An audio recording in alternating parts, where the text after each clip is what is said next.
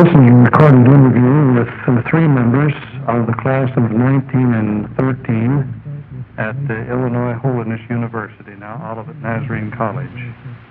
Those whom I'll be interviewing today are Miss Hazel Canady from Hartford, Connecticut, Mr. Leotis Willison from Montezuma, Iowa, and the Reverend Louis John Saylor from Bloomington, Illinois.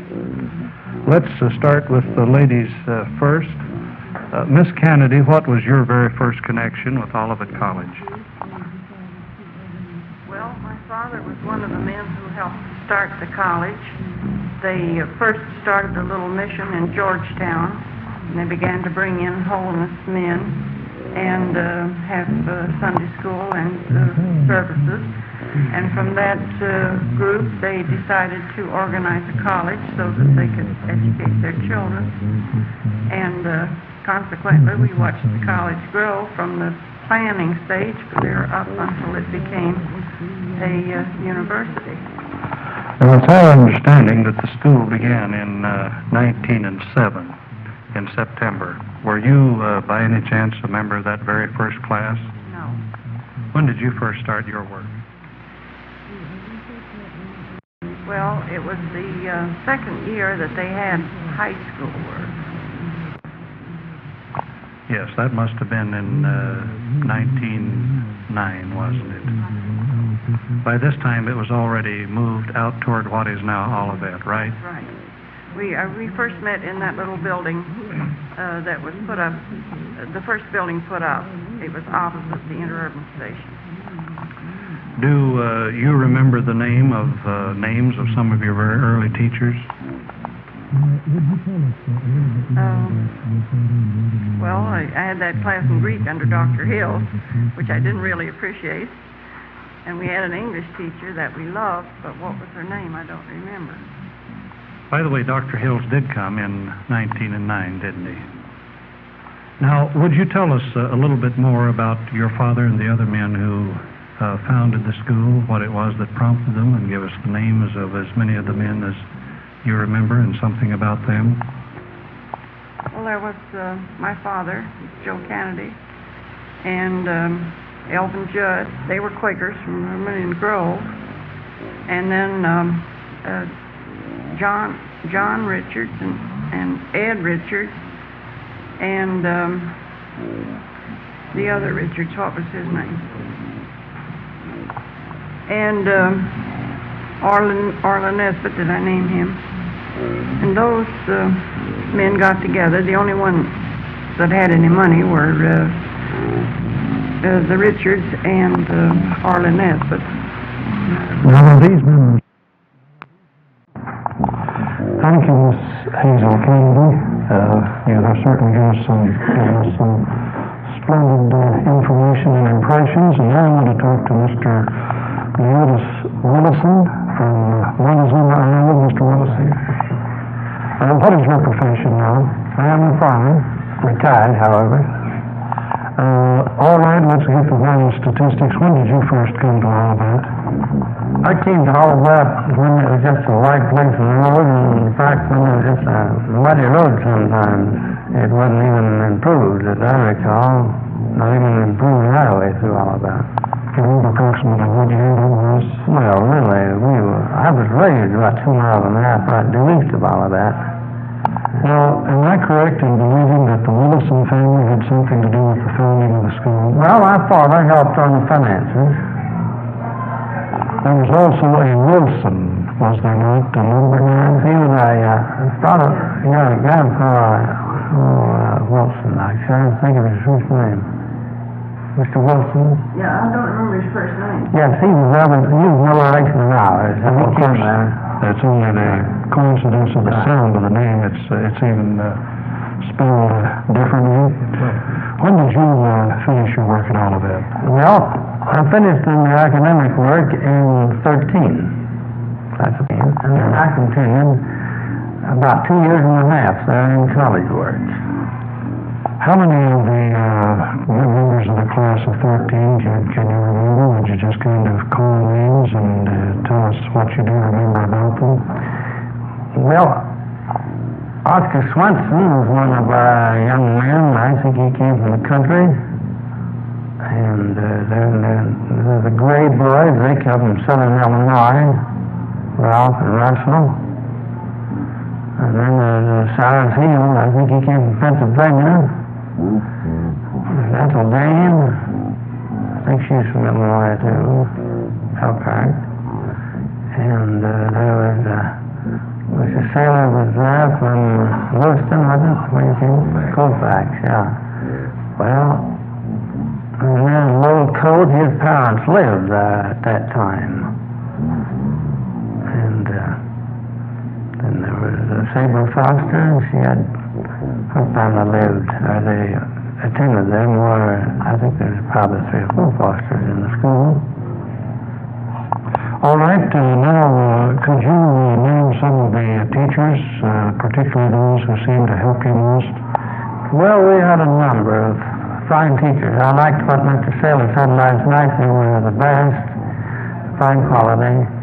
And I often thought about Maggie Sloan that came there. She was from Texas.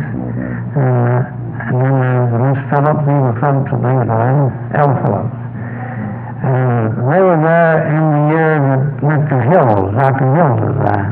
And when he spoke about Mr. Hills, that colored man from Africa, I couldn't help but think of the night that they said Miss Sloan, being a Southerner, it was just awful hard for her to take it when this colored man came in. But she got the picture of it. And he was always great at home. There's Fred Maggs, one of the earlier teachers. There's Herbert Hester. He was a good man.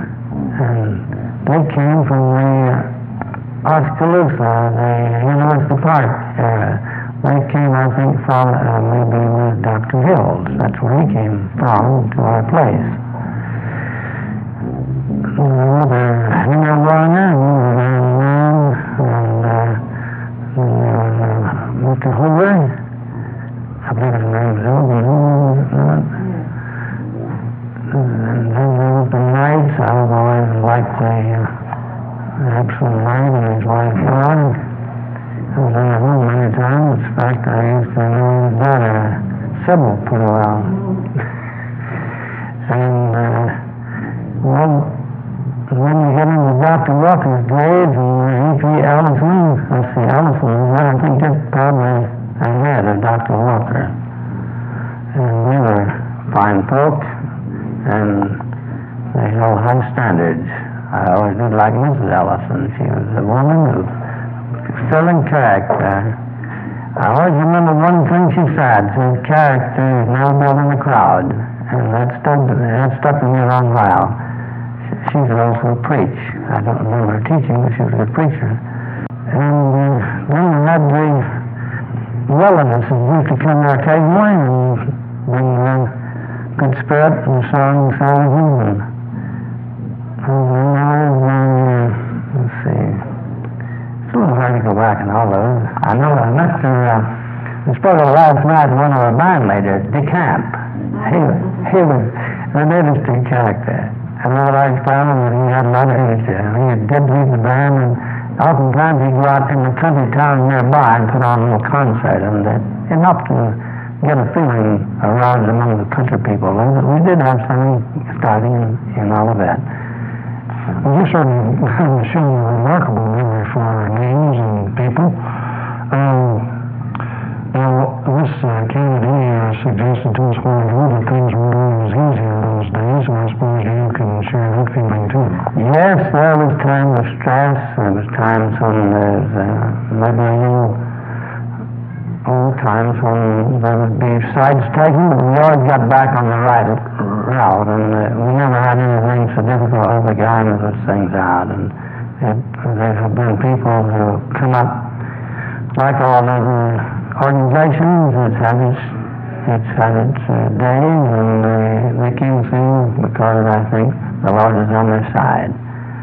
I must confess that it's most amazing to me that this group of men, who, as Miss Canady said, were not the college men themselves, would have had such a tremendous vision and drive that they would stand by even almost to giving themselves to poverty.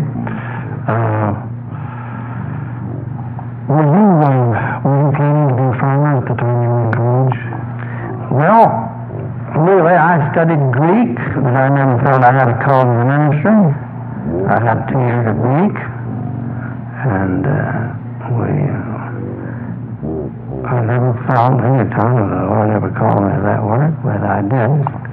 Going to farming shortly after we were married. Well, I've been working in for the whole 50-year period. We lived in Georgetown, about 2 miles from Georgetown, 4.5 years of our married life. And from that time we moved to Montezuma, and we spent 41 years in Montezuma last March, since we lived in Montezuma. And we're still living where we stopped when we moved to Iowa. You've been married 45 years. 46 years last November. Oh, congratulations. Hold on for a moment, please. When did you last visit the Olivet campus before this trip? Well, a long while back, before they had the disaster and the fire there. Well, it possibly has been 45 years, I'd say. 40 years at least. Something like 40 years. You've never seen this campus? I've never seen it, no. I'm really anxious to get a real frank answer to this question out of all three of you. What are your impressions of the campus as you see it now as compared with those that you knew 50 years ago? Well, I would say it shows a considerable maturity of plans, and it shows that the Lord has been helping and directing the leaders, and I feel that they're doing a great work. Do you have a feeling that the school has kept faith with those 7 wonderful men who gave and worked and did everything that they knew how to do to establish a school? I believe these men are doing the best they can to follow out those ambitions. Those are their men. And what did you feel when you watched these young people receive their diplomas this morning? Well, I thought of the great privilege they've had and the responsibility that they carry now as they're leaving, and we trust that they will, with the Lord's help, go out and be a blessing to the world, and in that way enlarge the church as well as God's kingdom. You feel that those men who founded the school, if they could have been here in spirit yesterday, as indeed perhaps they were, to know that the college bought another 40 acres and voted to spend $1.75 million in 2 more buildings, you think those men would have given their blessing to this expansion program? They should have would. I think they would. That is to say, they had a vision, indeed, of a university. Yes. Thank you. Now, Reverend Saylor, I will save you to the last, I suppose, because the clergy always gets the last word. How long have you been a clergyman? I am throwing in the sponge next Sunday, 45 years of active ministry, although I was retired 2 years ago officially. Now, what's wrong with you all 50 years? Here's Miss Canady giving up tomorrow, and you're quitting next Sunday. Are you getting weak? I think it must be, yes, sir. I imagine it is. I'm not I say active ministry. I imagine now they'll be using me for little odds and ends, don't you? I rather think so. You're with your wit and your ready tongue. What was your first contact with Illinois Holiness University? Well, when I got off the Urban on the campus there with my mother, and she kind of introduced me around a little and hopped on the next Interurban, and I watched it go down the line with a considerable misgivings, for the only thing I saw there was a partly completed one building and the tent and my roost, which was to be in the attic of the old Nesbitt home. And naturally, I was a youngster, you know, sort of alien, I felt, for a little bit. How did your family first come to know about Well, of course, you see, we lived 4.5 miles out from Colfax, and it was either I'd have to room and board there with my long evenings, nothing to do, or else try to get back and forth through that deep Illinois mud and weather. So I had heard of the academy, and we all of us decided that I'd be better off where I'd be under oversight. I wasn't just exactly a roughneck, but just as well that I was probably under oversight. I just imagine that's an understatement, honestly. Did you enter to train for the ministry? Or? Oh, I think not. My brother was planning to be a minister. He was at Southwestern in Winfield. I don't think that had too much bearing on it. I never had what you'd call a Pauline experience. It was something that crept up on me, and I finally, when I got down to Asbury, decided one day that I ought to preach, and I never regretted it, but I wouldn't say that I had one of these, tremendous calls. You finished your work at Olivet when? In 1913. I was one of the 2 or 3 that was there the full 4 years. You entered in 1909? That's correct. And then you went on to Asbury for further training? Yes, Dr. Franklin, you see, he left Olivet and went down to be the vice president. And we had, if I may say so, these upheavals, and when Dr. Hills left there, a group left with him, and that was when this avalanche came up, by the way, from southern Illinois. And may I tell you a story about what happened when I went there the second fall? It was Dr. Franklin and his brothers, and when one of the brothers saw me, he said, we're glad to welcome you. I want to show you over the buildings. Well, I knew them better than he did.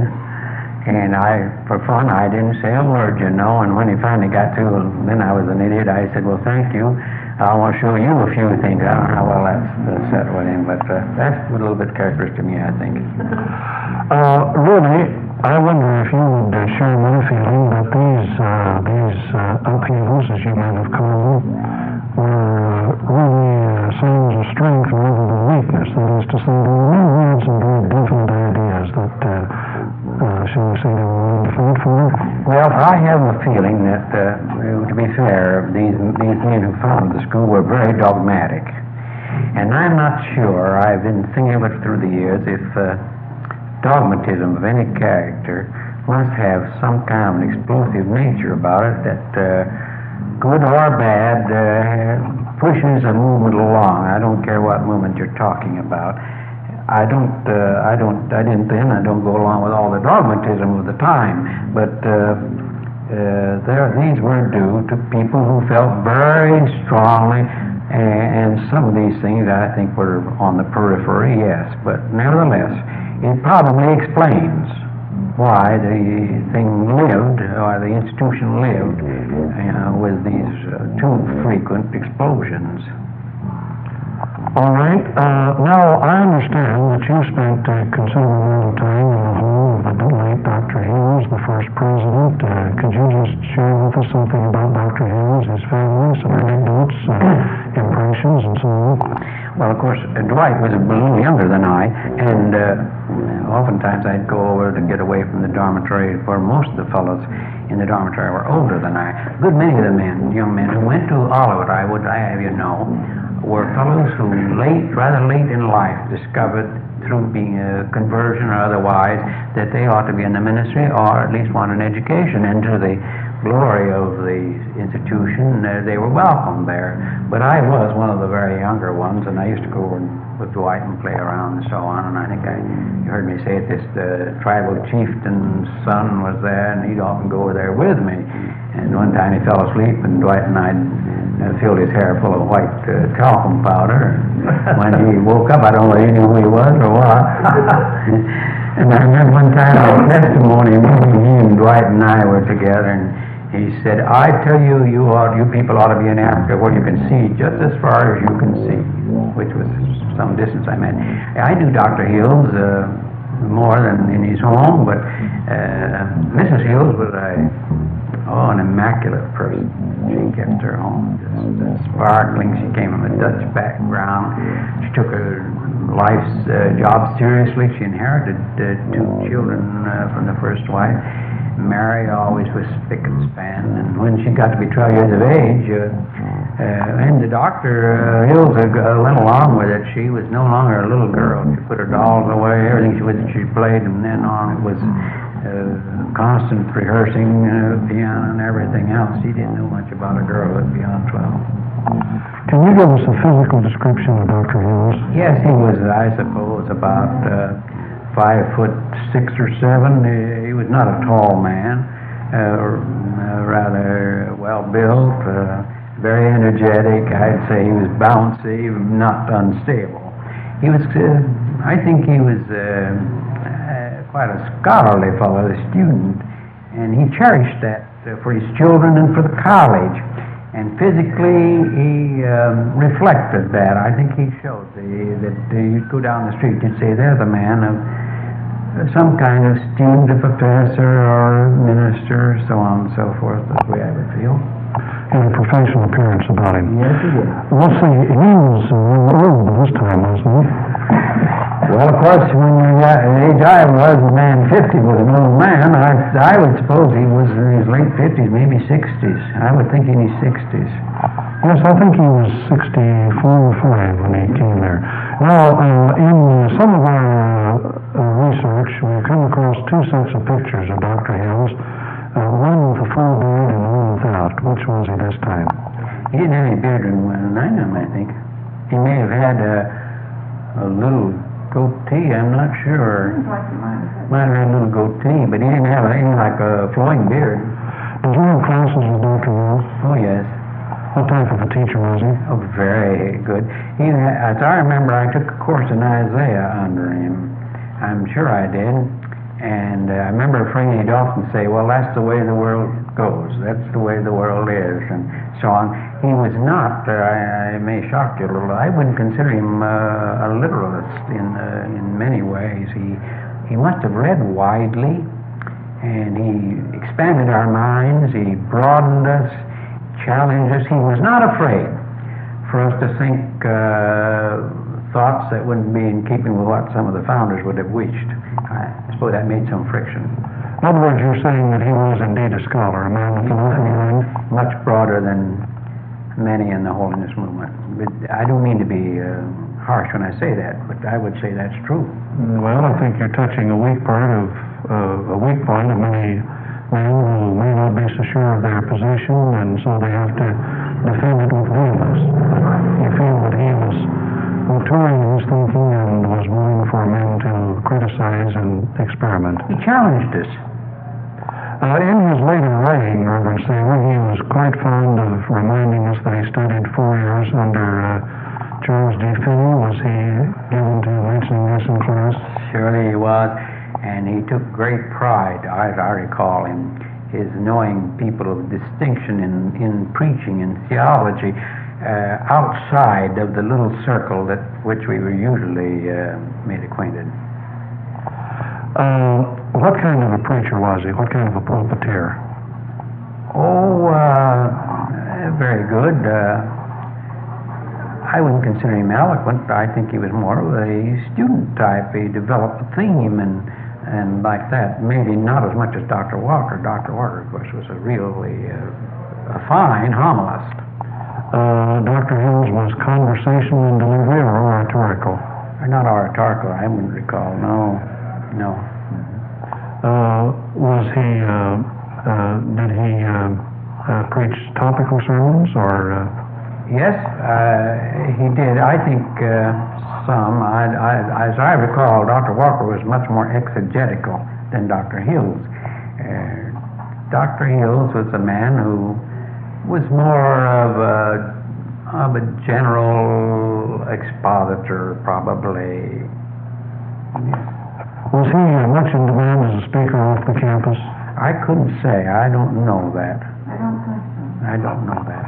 It occurs to me that earlier in his life, from his 45th to his 60th year, he had been quite popular, but he'd spent some 5 years in England, had he not? Yeah, that's the way I recall. I know he brought over 2 or 3 men. I mean, 2 men in this were in this country that he, I think, knew in England who came there to speak. You see, at that time, we may not know it, the Keswick movement was very strong, and there was some feeling that, as I recall, that he leaned a little bit too much in that direction. Now, did you mean to imply a while ago that Dr. Hills left the school under pressure? That's my impression. Do you have any idea what the issue was? Well, you can laugh about this, but I tell you what I recall. It was, I think, over post-millennialism and pre-millennialism. We had a few men like Joe Canady, or her father, who was broad-minded, brought up in the Quaker background, And I don't think it would be anything like anyone like that. But it was 2 or 3 of the men who'd had very little training and been under some rather poorly educated evangelists, shall I say. And Dr. Hills was a broad-gauged man in many ways, and they just didn't appeal to me. And they were afraid that he was bringing in heresy, to be right down frank, I would say. Would you think that? Well, I had forgotten about the dispute, but I remember that it was a very strong subject of discussion at that time. Now, the holiness people have been condemned more than once for giving more than the amount of attention they ought to externals, manner of dress, and cut of hair, and so on. Was this a characteristic of the campus in those early days, Reverend Saylor? Well, of course, it was pretty much so. I wouldn't say they didn't give enough stress to the spiritual side of it. I mean, the concern about the spirit. Maybe they overdid. I'm sure they overdid the other, and so some people who didn't understand it got a queer idea about the people. And I just think that when I step on the campus here and see the development that has come, the growth in cultural appreciation, music, and otherwise. Although we had, I mentioned this, that we had some music of the classics and so on. There was a feeling, and I mentioned it to Miss Canady, there was a feeling that whenever old Jesse DeCamp would have us play some of the classical numbers, that it was very worldly, and I think some of the people stayed away. And we played, what is the number of Babon Soupe? Anyway, I remember one of the dear old good old boys, brothers said, we don't want more of that stuff by soup, he says. What instrument did you play, by the way? B-flat cornet. Not a trumpet. In those days, we didn't hardly know what a trumpet was. Now, you seem to have some fairly vivid memories of a later president, Dr. E.F. Walker. Would you tell us a little bit about Dr. Walker? But I'd like to make one mention about one thing about the music, if I may. Yes, please. Lawrence Benner, who is Dr. Hugh Benner's brother, was a victim of polio. And he'd have to put his big old horn over his head and around his neck. And I've seen him I see him now, with that hitch in his step. Bad roads and bad streets, marching with the rest of us, as gritty as he could be. And one night there was a temperance rally down in Georgetown, and I hesitated to see Lawrence go. But he went, and he said, you'd be right, I'd be in front of him, and we were marching around there singing and playing, and the saloon keeper, who had his home right above the saloon, was very angry, of course, at us coming up there. And he had a great big tub of real cold water on the window above, and he dumped it on Lawrence and me. Lawrence got most of it. I didn't get very much, but he never stopped. He was just one of the most wonderful fellows I ever lived. Forgive me. Now, what was the question you asked me? Well, you had me started on a different thought. I asked you about Dr. Walker, but let's postpone Dr. Walker a little while.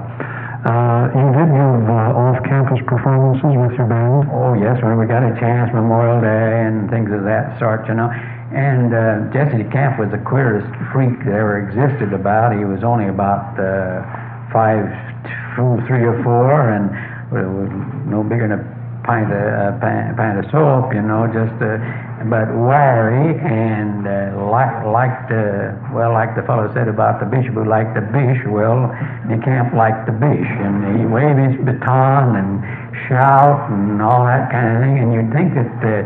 You just wouldn't wonder how he'd get a band to harmonize in any way, but he could do it. And one of the famous men of distinction later on was Dr. Philip Brooks Smith, over he was in the superintendent of the Methodist Church in 2 different terms in Indiana.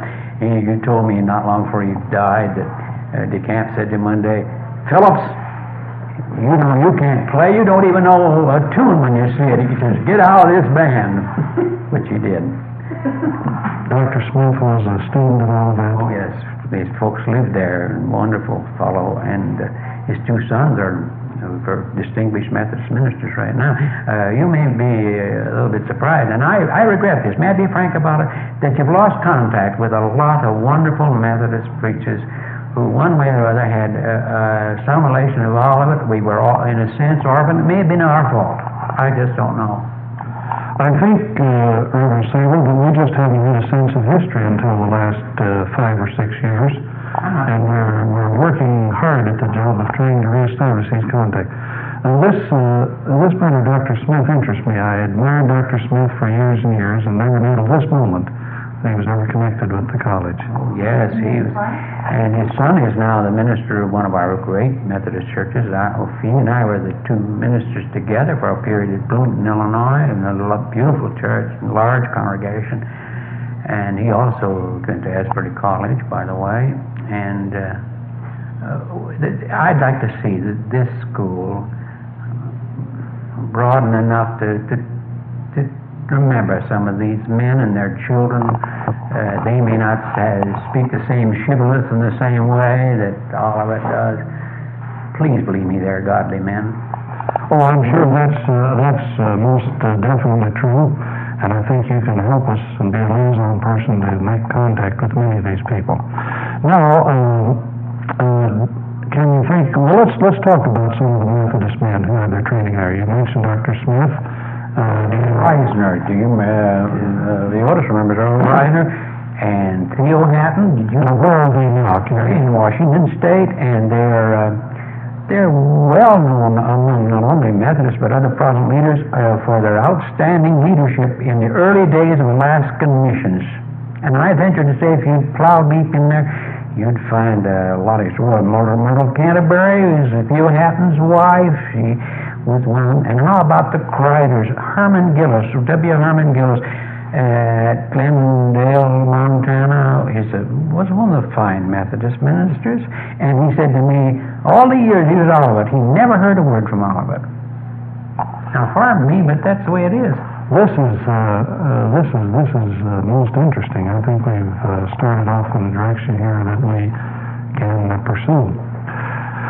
Can you think of other outstanding other men who have given service to the Methodist Church? Well, there's some that were very prominent in the Quaker Church, naturally, and Presbyterian. I don't know of any in the Baptist, or maybe a few in the Christian Church, but I'd have to. I don't know any records of those outside the class. If you had records of the people who were there those 4 years, look at the two Franklin boys. Estelle Franklin just retired, being superintendent in the Northwest Indiana Conference of Methodist Church.